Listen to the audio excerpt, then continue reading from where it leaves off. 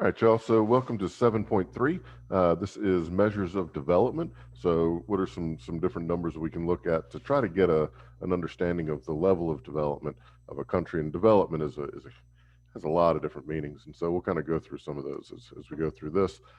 This is the gist of what we're learning. If you want to pause it here and read it all out, then you can.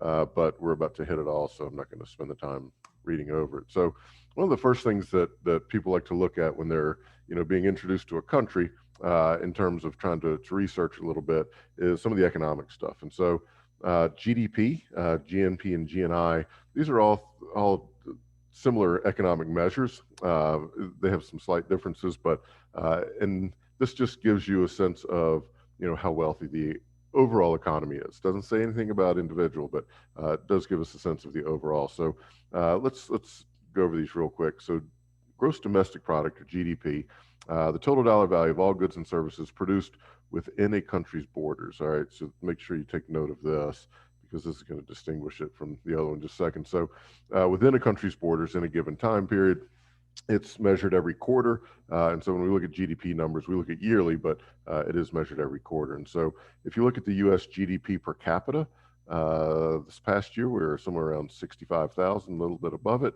And our total GDP for I think this is 2020, might be 2019, is $21.43 trillion. All right. So that is what a trillion looks like. And so again, our per capita, so this just means per person, and so we're taking this number, 21.4 trillion, dividing it by something like 330 million, whatever the population is, and that gets you that. All right. Now you'll see that these other two, gross national product, the only difference between gross domestic and gross national is gross national measures the dollar value of all final goods and services produced by a country's citizens, regardless of where those citizens are in the world. And so BMW has a factory in South Carolina. And so when BMW produces cars at that factory, it does count towards America's GDP because it's within the borders of the country and it's a German company. And so it does count because it's produced within the borders. However, if we count gross national product, it doesn't count because it's not an American company. All right. If there's a Ford factory that's operating in Mexico, that Ford factory does not count towards GDP because it's not within the borders, but it does count towards GNP because it is an American company. And so, but you can see, here's the per capita 65.8 versus 65.3 basically, and then 21.6 trillion, 21.4 trillion. And so these numbers are tremendously similar. And then finally, gross national income, total amount of money earned by a nation's people. And so it's going to be about the same. Now, the one thing that I do want to take note here, and that when you look at development stuff, they like to start to use GNI per capita because it includes these things called remittances. And so this is when somebody goes to another country and then make for a job, takes some of their earnings and sends it back. All right. And so in the United States, we have a lot of people coming from Central and South America and working in the U.S. And then they send a lot of their paycheck back to their families, and that would be considered remittances. So that would count as income for people in those other countries that are receiving the money. And so, but again, you can see gross national income 66,000. I mean, these are tremendously close numbers. So anyway, and then 21.7 trillion for total. All right, let's take a look real quick. So this is GDP per capita by country. And so I just wanted to give you a little snapshot. So you can see Luxembourg up here, 109,000. Whoops. And where's the U.S.? So the U.S. is pretty high. We're at 63,000. So this would be a year or two before the data, a year or two before the one I just showed you. So 63,000. That's pretty impressive. And so again, that symbolizes that every person would account for $63,000. We know that's not true, and we'll look at inequality here in just a second. So, you can pause this and take a look at the different countries. I did want to point out a couple of other ones. Let's see, Mexico. Well, here's China. All right, and so remember, China's got the second biggest economy in the world, but they have the largest population. So when you take that huge population and divide it into their GDP, it's actually a fair amount smaller. So 59. They used to be a couple years ago they were in the 90s. So they are rapidly moving up. Mexico is here somewhere. I've completely lost them. I apologize. Uh, and then here's the bottom, and so when you got 264, and let me make the point that the dollar values are what it would be like to earn this money living in the United States. Okay, so you can't look at Rwanda and say, yeah, but everything's cheaper in Rwanda. It's been adjusted to make it to where this is trying to live off of this amount of money in the United States. All right, and so if we see the poorest country down here in terms of per capita GDP, Burundi 264, trying to survive in the U.S. on $264 a month or a year. And so, anyway, so you can kind of get a sense. We range from a high of 109,000 to a low of 264. We've definitely got a bit of wealth gap in the world, which we'll talk about. Now, the one thing that I do want to point out, and this is tremendously important, and that is, because we use GDP all the time and say, hey, what's their per capita and all, but Bobby Kennedy, who is brother of JFK, and he was running for president in 1968, and unfortunately somebody killed him. But he had this quote, which sums it up quite well. They were talking in one of the speeches he had, and looking at GDP, and his quote was, "It measures neither wit nor courage, neither our wisdom nor our learning, neither our compassion nor our devotion to our country. It measures everything, in short, except that which makes life worthwhile." So GDP can be good, but it's a very basic beginning point in looking at a country. And so when we look at what it doesn't measure, these are equally, maybe more important than what it does. So it doesn't give us a sense of happiness of a country. It doesn't tell us if there's equality in a country. It doesn't tell us if there's sustainability or the access to education and healthcare. It doesn't tell us how much time we have off to enjoy the things that we like to enjoy. It doesn't tell us anything about the quality or the richness of the culture. And so, GDP is a number, and it tells us some basic raw data, but not a whole lot. I mean, if you look at this, we could work, if we wanted to double or triple our GDP, we could spend all of our waking hours working, but, at that point, what's the point? And so, there's a whole lot more to this, but I do want to make sure that we highlight, when we look at some of these economic statistics, it's hard to capture this stuff in some of them. These are a little bit easier to capture in terms of statistics, but anyway. So this is, take a look, here's our industrial revolution when it kicked off. This is GDP per capita. And so after going on this little rant that, hey, let's not use it a whole lot, of course, I go to the next slide of being, hey, let's use it and look at it. But it does tell us, at least in terms of a country's economic growth, all right? And that's about where it starts and kind of stops. So, but you can see, here's the impact of the Industrial Revolution. The U.S. is going faster, and it looks like, and here's kind of the key, once you can get around this curve, the growth is exponential. Based on this, it's not linear for sure. All right, and so it's all about getting around that curve. Now let's look at inequality real quick, and we're going to talk more about this in our next class for sure. But let's kind of get some background here. So when we talk about inequality, there's two different concepts. One is income inequality and one is wealth inequality. Income means just the money that you earn per year. Okay, and so looking at income inequality just looks at the stats for individual earnings for that year. Well, and it's a good number, but it's not as important as wealth inequality. Wealth inequality is what you're worth, your net worth, and so that's the one that should be looked at more. Okay, and so when we look at inequality, here's a couple of stats down here. The total wealth of the world, so we're looking at wealth inequality, is $399 trillion as of last year. So the end of 2019, end of 2019. So a little bit more than a year ago. So we had $399 trillion worth of wealth. We had 52 million millionaires worldwide, and the average wealth per adult was $77,000. And these are all in US dollars. All right. Now, here's the catch. If we look at something like this, the world's top 26 billionaires own as much as the poorest 3.8 billion people. All right. And so if the wealth were spread equally, we would all have that.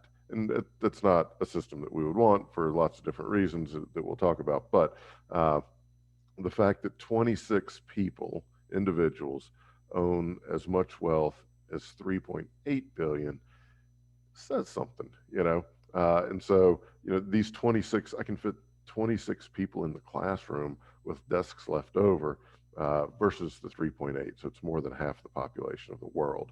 And so the question that a lot of people are considering is this okay? You know, and everybody has their own take on it. And, you know, whatever you think is good. And so just to have the information that this is something that exists is important. All right, so let's take a look real quick at how the world's wealth is shared. So we can move that. Whoop, don't do that. How the world's wealth is shared. So, you know, if we have 100 people, all right, so if we had 100 people and $100, basically, let's do it that way. So 100 people and the net wealth of the world was $100. So we have 68.7%. So we'd have 69 people, and they would have to split $3, right? And then we would have 23 people, and they would have to split $14. Then we have 8 people, I'm just rounding up on everything, and they would get to split $42. All right.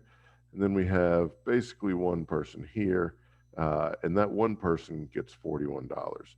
And so one person gets 41, 69 people get to split $3. And so you can kind of see there is a pretty big gap in the world's wealth.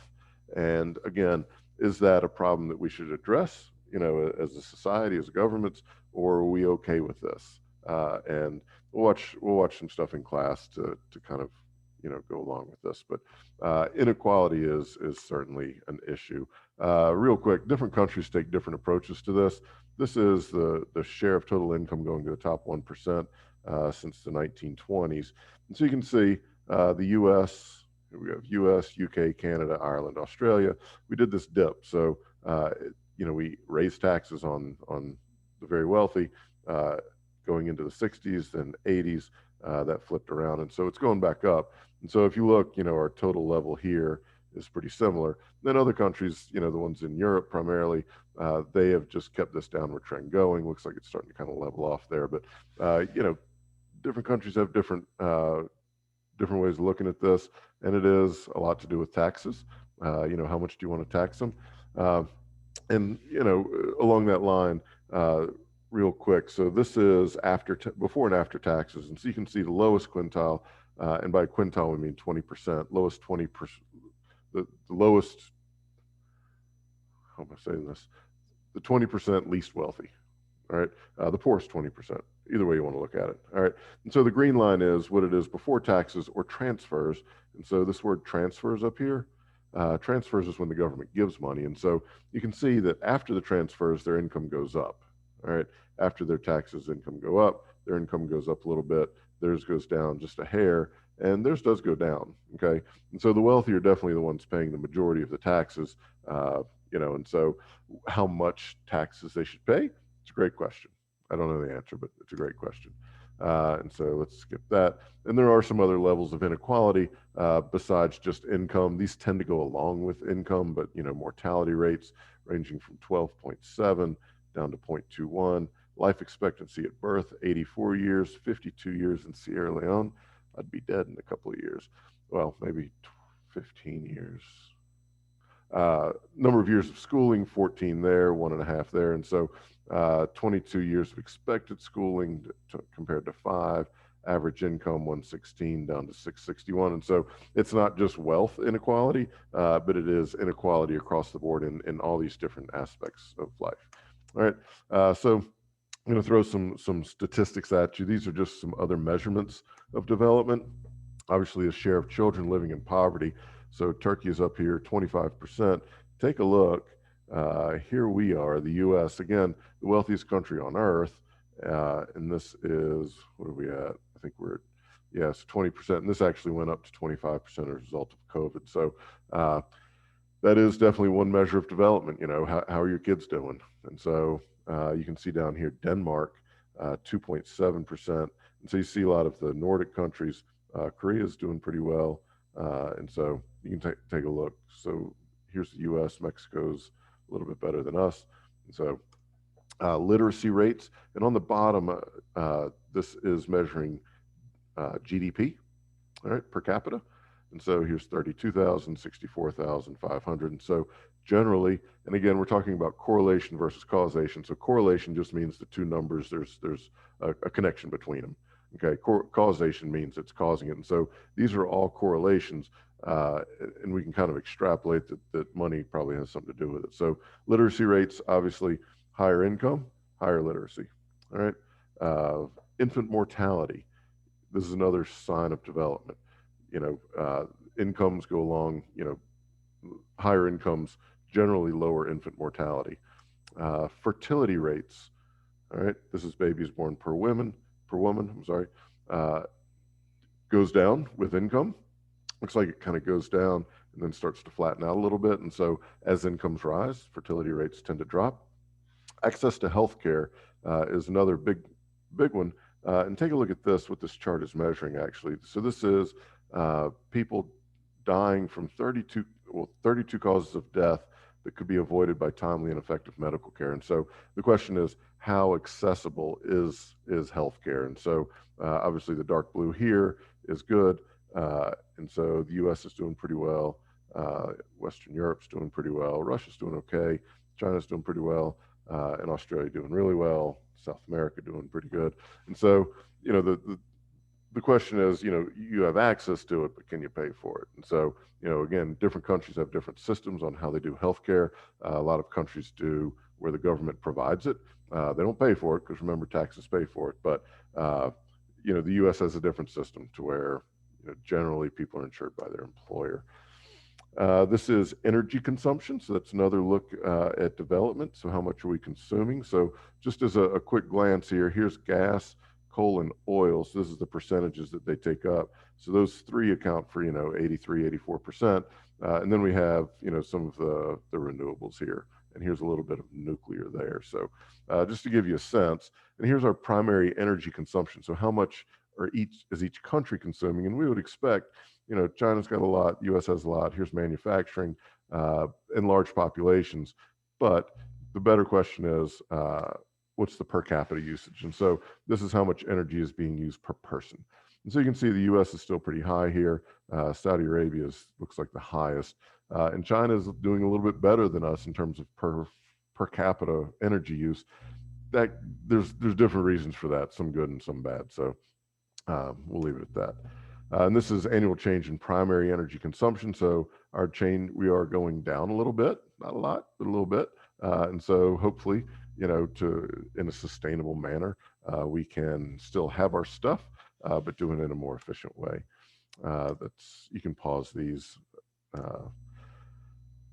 as you want. So I'm at 18 minutes. See if we can get through this in a couple. So gender inequality is a way of looking at, within a country, are males and females being treated relatively equal, and is there equality in terms of education, health, and money, stuff like that. And so here are the things that the Gender Inequality Index looks at. So they look at the health of the mother, all right, and they use maternal mortality and adolescent birth rate and they combine those and kind of get a number.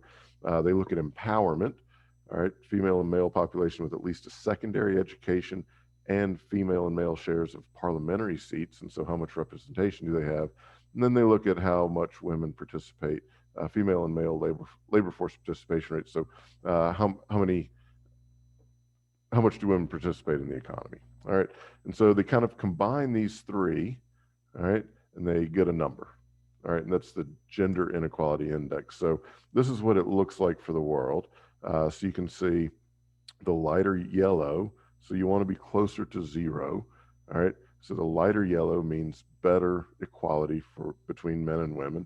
And so Canada's doing well. Germany's doing well.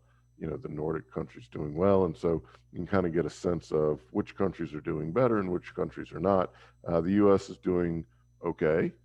We're doing as well as Russia, put it that way. And then you can see some of these areas in here in terms of, and again, remember, we're looking at maternal mortality ratios, and adolescent birth rates. And so those are going to be generally higher in those countries, as well as in here. Whoops, sorry. What am I doing? And then labor market. That's also going to be, a big part of what these of going into these numbers. So anyway, so you can get an idea of where the equality is and where it isn't. So these are some of the statistics. I'm going to go a little bit quicker through these. So this is maternal mortality. Note these are all primarily wealthier countries. Whoops, having a hard time here. Oh well. Those are, so this is number of maternal deaths by region. And so you can see sub-Saharan Africa still extremely high. South Asia is starting to come down. And so you can see that, sub-Saharan Africa, the maternal mortality rate is still extremely high. So share of births attended by skilled staff. You can pause this and take a look. This probably has something to do with maternal mortality.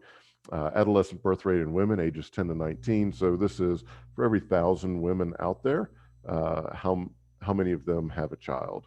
Okay, and so you can see here's 0 to 5, 5 to 10, and so again, this jives with the overall gender inequality index. And then female empowerment, education, and representation. So this is women make up more than half of most national legislatures in just 3 nations, and so if you take a look, this is, the percentage of members of legislative bodies that are women. So here's 0 to 10. So that's not good representation.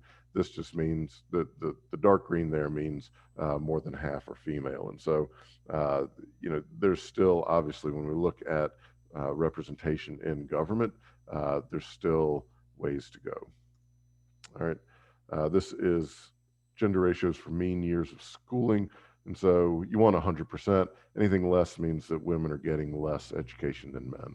All right. And most developed countries are up here. A lot of developing countries are down here, and meaning that men are more educated, have more access to education than women. And then the female labor force participation rate. This is just showing us out of all the people working in the labor force, what percentage of them are women. And so you would expect to see numbers kind of in this area. All right. And the ones that are more lightly shaded means that fewer women are in the labor force.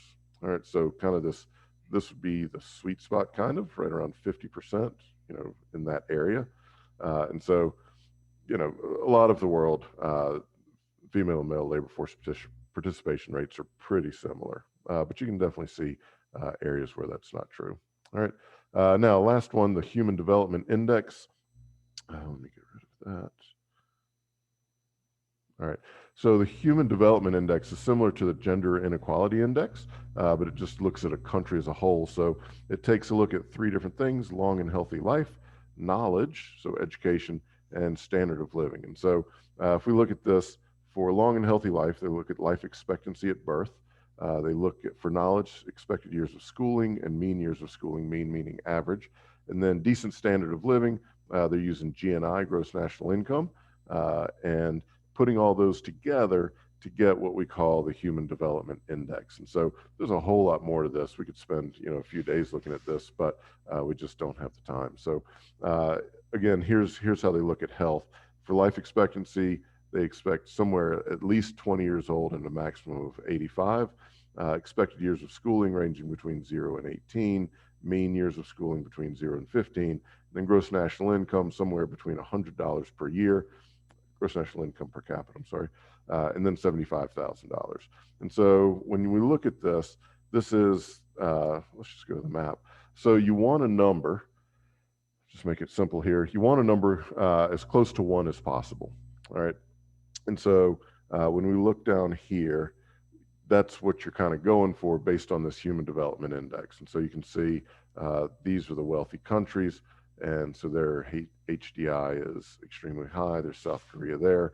And so then as we go down, we can start to measure the overall, development of a country in terms of how this rating works, right?